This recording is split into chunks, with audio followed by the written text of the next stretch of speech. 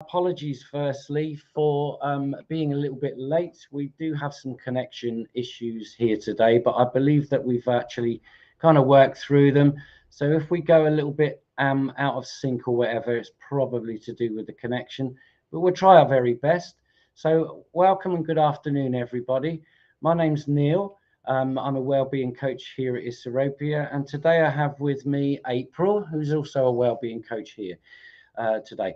So this is a live for us. We do these on a weekly basis. And just to let people know, we stream on Facebook and we also stream on YouTube. So we will ask if you want to pose any questions around the subject matter today, to please use that platform as best you can. But just remember, whatever you actually post, other people will see it because it's a public platform. Okay. So Isseropia is all about, we offer a service for mental health struggles and concerns. And we do these lives just to try and stay connected, not only with the members that are currently with us, but with you guys in the outside world also. Today we're going to focus around nutrition, because it's actually National Nutrition Month, believe it or not. We're very well advertised from time to time, but it happens in kind of March every year. And I think the reason why they try and do that is there's a lot of people that are kind of changing some of the habits they might find themselves in.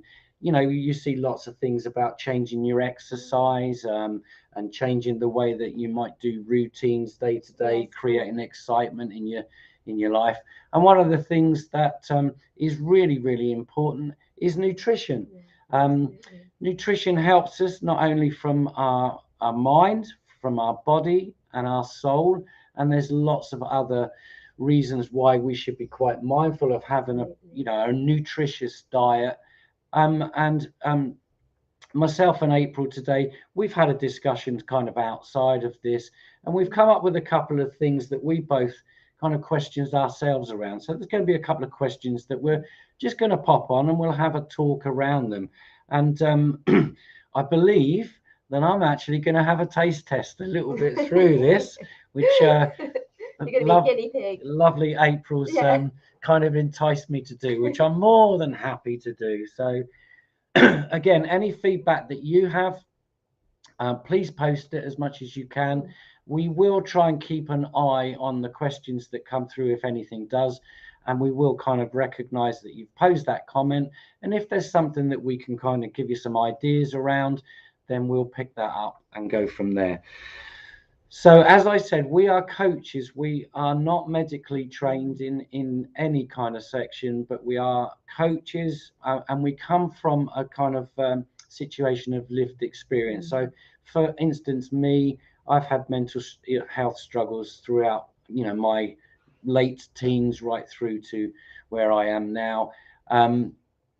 April obviously has her own kind of things, but we come from experience. And as I say, we coach because we have found ways of how we can manage some of our mental health struggles that we have.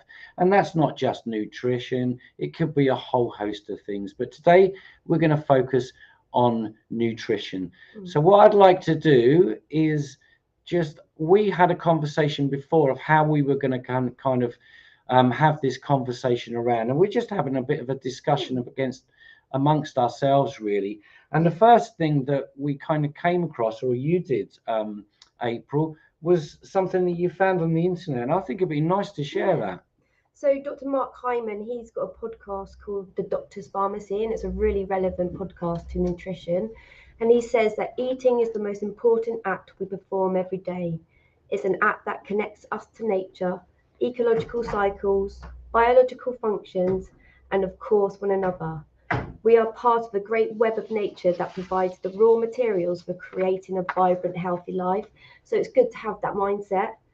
So you can start to heal your body right now simply with the food that you put into your mouth.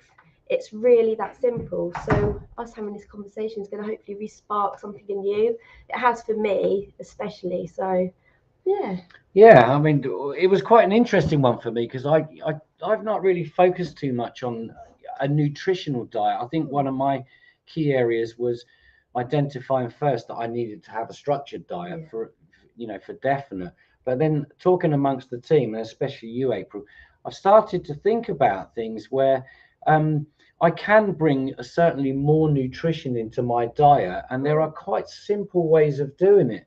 And we'll talk about those things in a minute.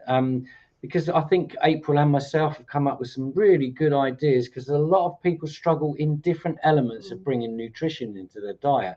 I think one thing we talked about was the affordability. Another thing we talked about was time, planning your meals. We even kind of discussed around, when you go to the shops, having preparation around that. So a lot of the kind of questions that we've posed for ourselves, we're going to post on the screen in a minute, and we'll go through and see what you guys think about. And if you've got any sort of tips and tricks of bringing more nutrition into your diet, please share them with us, and we could share them with the group. So we do have somebody that's able to, in the background, hopefully put the questions up for us. But if that gentleman's not available, then I will do it here very quickly.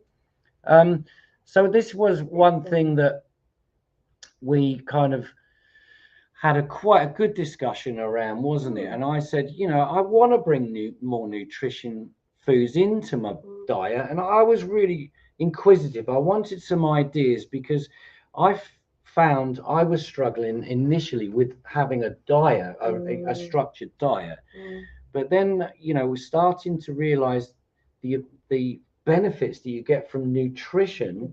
And then I was asking April, some things that, some ideas where I could bring it in, but also taking into account the affordability and all that kind of stuff. So that's what I struggle with, is the financial aspect. But with proper planning, you can buy things like nuts and seeds and sprinkle it on your salads. Even if you're making like a cottage pie or anything like that, you can add nuts and seeds on the top, and that gives it like a texture and a crunch, and it's just incredibly healthy for you. Also fatty fish like salmon, mackerel, sardines, you're a fan of. See, I love salmon and I love fish, but the thing that I find struggling with stuff like that is, for me, it takes too much time. I go home after probably a long day, and I'm still kind of conscious of the fact that whatever's in the fridge is in the fridge. And sometimes I really enjoy salmon. I understand the benefits of especially some fishes, lots of omega-3 and all those types of things, which gives you serotonin levels increase. Serotonin levels increase. So I kind of understand bringing the nutrition in will have massive benefits for me. But in terms of salmon and stuff like that, we were talking about that, and I said to you, didn't I, it's just kind of, sometimes it's whatever's simple. But then you said to me, I wasn't even aware of this. You can get it in tins. Yeah, you can get it in tins. You can get it frozen, and it still has that nutritional value. It's not as great as fresh, obviously. But you're still getting that nutritional, protein in your diet, which is so important. So just proper planning. So you can go into the frozen aisle and stock up on salmon. It's quick and easy. Slam it in the oven. And you've got a meal within 15 minutes, and you can get some rice, brown rice, put that in the microwave, add that on the side of the salmon, and that combination is so good for your brain. So how did you kind of come across all this information? Is it something that you've focused on? Do you do a lot of research on the internet or anything like that? Yeah, I do, because I feel, because of my anxiety and low mood, I really have to focus on my diet. And also because I'm a veggie pescatarian, I'm missing some probably key elements in my diet. So I really start to feel fatigued. So this has been really interesting for me, really, to re-spark that interest. And I think that's what we need. We just get so stuck in that rut with our diet, don't we? We just go to those, lasagna, this, and you really need to re-spark the interest again. I think from what you're just saying there's a couple of elements for me. You obviously enjoy it in terms of researching the nutritional values and stuff like that. But you also mentioned, did you not, that you almost have a responsibility to yourself, because you talked a little bit about, it's important that I have to do this because my anxiety, it keeps that in control. So there's lots of other medical benefits. And when we were talking about mind and body and soul, I kind of get, see where you're coming from. What we can do with whole foods is, just increase it with the with whole foods, you're increasing your serotonin levels. So eating eggs, cheese, pineapples, tomatoes, tofu, salmon, nuts and seeds, this can really increase your levels of serotonin. So getting them into your diet, they're affordable too, and that's what I like. I don't like it when they've got that big hefty price tag. Yeah. Do you think that might put people off? Yeah. When people, because one thing that when we were talking, I say backstage, but up in the office, one of the key things for me is I kind of felt that if you try and bring a lot of nutritional food into your diet, it comes at a cost. But you've kind of alluded to the fact that it's a myth that big corporations like McDonald's and things want to pump out to you, that eating healthy is really expensive, but it's a complete myth. And so eating healthy, that the myth is like it's expensive, it's inconvenient, it's elitist, it takes time and it's hard to do. But the food industry encourages this and propagates the myth in itself. So actually, processed foods more expensive than whole foods. So if you have that in your head when you go to the supermarket and you reach for that convenience food, it's actually more expensive. So it works out to be more expensive, does it? So it's not only worth for your health, it's worth for your bank balance as well, which is quite an interesting fact, isn't it? Because I always thought it was going to be more expensive to eat healthier. So have you found, with the stuff that you intake now, it's just as cost effective to go kind of down that avenue? It doesn't, like you said, the myths might be out there that you have to eat healthy, but my myth is, or my view is, it's all right eating healthily, but there's going to be a cost to it. That's it. I often see local producers around, and I kind of understand why the prices inflate, because they have their overheads and being small things. But then when I thought that kind of price tag still comes with nutritious food. Yeah. So obviously you've kind of broken that myth for me a little bit. But also it all comes down to balance as well, because you do sometimes crave, that convenient food. But as long as you're having that, maybe once a week, not daily, just having that mindfulness that you're trying to eat a balanced diet, then you can't really go wrong. Right. It's just having an awareness of how your body feels as well and what you think it needs. Yeah. Yeah. So taking from that, do you kind of, I think what I've got from that is sometimes it's okay to eat, non-nutritious food, but I love the word balance. Sometimes when we talk about food, I get a lot of people that suggest that they, maybe they're going to go on a diet or they're going to change their eating habits, and then they stop taking things that they get enjoyment from. Like quite often people say that I'm on a diet because I can't eat chocolate. Yeah. But that's almost like taking away a reward, isn't it? Absolutely. So what you're kind of saying is it's okay, but you have to have that kind of balance. Yeah, and everything in moderation. Everything in moderation. Yeah. Do you want to try a snack? Well, if you'd like. This is going to be interesting. April, is this something new to me? Because like I said, my diet, I would probably say is pretty nutritional, but it's not focused. I witnessed Neil with this size chocolate bar on his desk. You did. But that's a rarity, so we're not going to let you do much because you don't generally do that. Yeah. But I wondered, do you want to try some apple and almond butter? See, straight away. Yeah, it's a bit. It's something that I will probably go apple, don't choke almond butter. Maybe not for me, and that was possibly. But I am going to try a bit. Or do you want to wait to the end and then so just well, in case no, I'm going to try. Yeah. But just to be, I'll give you an honest opinion. Yes. Because this is quite, I wouldn't say alien to me, but it's something new. Yeah. And is this something that I could possibly introduce into my diet? Yeah, this is full of protein. It's got a lot of nutrition in it. Absolutely, it's to energize your food. It doesn't contain sugars that are not good for you. Oh, okay. Processed sugars. So this is natural sugars. Okay. So well, here goes, guys. What do you think? In fact, I have to say, that is wonderful. Awesome. I didn't think that I'd like anything with the texture of peanut butter. Right. But I've still got that texture. Yeah. Of that butter, but it's not too gritty, No. and it's got a tang as well. It's Yeah. quite enjoyable, and that maybe it's because with the apple. Exactly, it's that combination, and it's sweet, and then you've got that nice There's a little. real good balance It is, to yeah, absolutely. the texture. I'm Yeah, not going to well eat any done. more for a minute, but I have Well to done, say, you. as we did say beforehand when we came up with this idea, that I would give an honest opinion. Yeah. But something like that, when we start to talk about nutritional value, that possibly, correct me if I'm wrong, has more nutritional value than possibly peanut butter. Well, it depends on the peanut butter. If you've got peanut butter that's really highly processed with sugars, then Yeah. that's not good for you. You have to go for the more natural form of peanut butter. You know, it's usually with sustainable palm oil and just the peanuts, and then they blitz it up. Okay. So the purest form of like almond butter or peanut butter is your best bet, and that gives you good energy levels. So this is really good food for thought for me and Absolutely. hopefully you guys, Yeah. because I was just thinking about if we wanted to move towards a more nutritious diet, supplementing.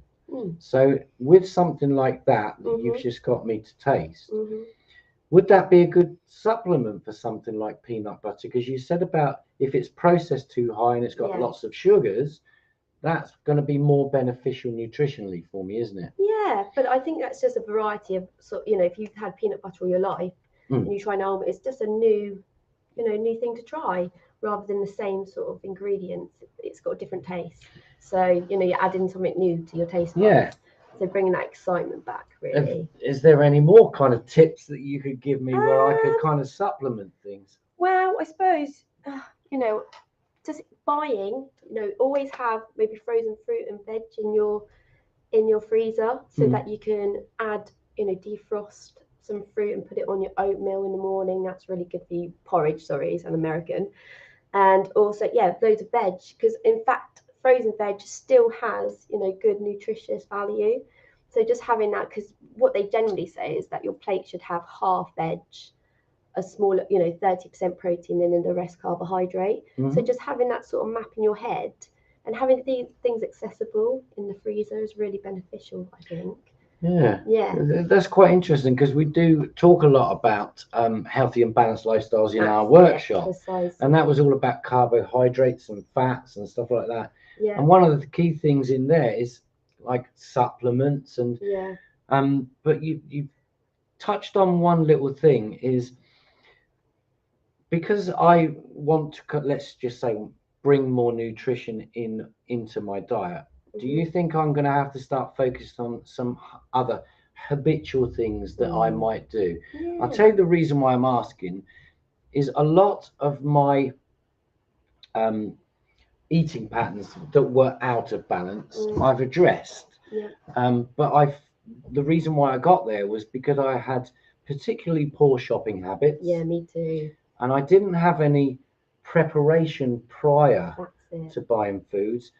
I didn't have any kind of sense of coming away from some of those foods by batch cooking all the kind of. I often would like to bring vegetables into my diet, for instance, and I never used to bring or buy vegetables because I used to put them in the bottom of my fridge. And then when I actually had enough time to do some cooking, the veg was out of date, and I used to pop it in the bin. So proper planning for you, and then batch cooking, putting those meals into the freezer would be really beneficial for you. So yeah, and also when you go shopping, don't go on an empty stomach. Always have a snack before you go shopping because it eliminates the impulsive nature. When you're in that supermarket and you just start putting everything in your that's exactly what happens. That was my shopping habits without a doubt, and I often see a lot of people doing that. But I also now see a lot of people savvy shopping now. Does that make sense? They have a proper definitive list, but they have a lot of stuff that they can keep in their cupboards that kind of doesn't go out of date, if you know what I mean. Bulk buy, can't you? And bulk buy things like a lot of people now do sunflower seeds. Exactly, they're really affordable. Pine nuts are the most expensive thing ever. I avoid those, but pumpkin seeds, and sunflower seeds. They're really cheap, and Yeah. I love the taste, and it just adds that texture. So just adding those two meals is a really good technique. Yeah. And when you start to kind of bring these kinds of things in, another thing that I found is I used to not enjoy cooking. But I've kind of found some benefits. I don't know if any of you guys out there are kind of finding benefits for other elements of my mental health when I started to cook. I got a sense of enjoyment. Exactly. I got a sense of reward. Yeah. And it also created connection for me because I was quite happy and excited about bringing people like my children round for a nice lunch. Yeah. And they used to get enjoyment from it as well. They used to jump in and cook and prepare for me. And they're going to take on that healthy, routine themselves. But if you can get your children involved, fantastic. They love cooking, don't they, generally, children? So yeah, I've seen a massive difference in that. So we've Sylvia, you've just sent a quote over, probably a little bit earlier on. So hi Sylvia, haven't seen you for a while. So that's really, we've only got 30 minutes, should I say. So that's really in a nutshell. Well, hopefully we've just given you kind of an indication. Thank you so much, April, for introducing something into my diet. And I've got to be honest, when we get out of this, I want that jar. And your apples. Yeah, good. We can have it in the kitchen for people to access rather than the Absolutely. chocolate meal. Rather than the chocolate. Okay. I'm guilty. And also, I wanted to say, because we love coffee. Yes, we coffee do. is an antioxidant. So don't fear coffee, apparently, which I love the fact of discovery. But drink in moderation. Coffee's full of antioxidants, so that's good for us. But probably not with lots of sugar. That's the other thing. Being with what? Lots of sugar. Well, you know that I have lots of sugar anyway. I know. But I think you're right. As long as we have a balance. Precisely. And I think we've just talked today about the nutritional value of things, and it's not just about what you eat. It's trying to kind of bring more nutrition into your diet. It has health benefits. It has benefits to your body. Absolutely. Certainly benefits to your mind. And you become more healthy and active, and you actually start to gain some of the real good things. You gain enjoyment, and you gain kind of ways to distract your mind. If you enjoy cooking, you can go into the kitchen and and just be aware, be mindful that nutritional deficiencies can be linked to brain issues such as anxiety and depression. Right. So having deficiencies in omega-3 fats and magnesium and vitamin D and zinc, if we started to eat more avocados, olives, nuts, seeds, virgin olive oil, salmon, fatty fish, this could really, alleviate those symptoms. Massive benefits. So maybe have that in your head when you're cooking nowadays. Brilliant. That's been a really good discussion. So wonderful. Guys, just before you go, obviously, thank you very much indeed for getting involved. Well, there wasn't too many comments today, but that's not really a problem. I'm hoping that we've kind of give you some ideas you can go away with. So I'm just going to give you some information. So thank you for joining us. To learn more about Iseropia, then obviously go to our website, and that's www.iseropia.uk. That will come up on your screen afterwards. So if you're interested in improving any kind of aspect of your well-being, please follow that link or contact us on 01983 217791. And if you're in any immediate support, then don't forget that we have the crisis line available, and you can call them on 522 214. And we also have Safe Haven, which operate 5 till 10 o'clock, and that's 520-168. Don't worry if I'm running through this really quickly. This will be posted up. And in any severe emergency, don't forget it's 101 or 999. So thank you for taking the time today, and thank you very much, April. Thank you. And we'll see you again next week. Thank you very much. Bye-bye.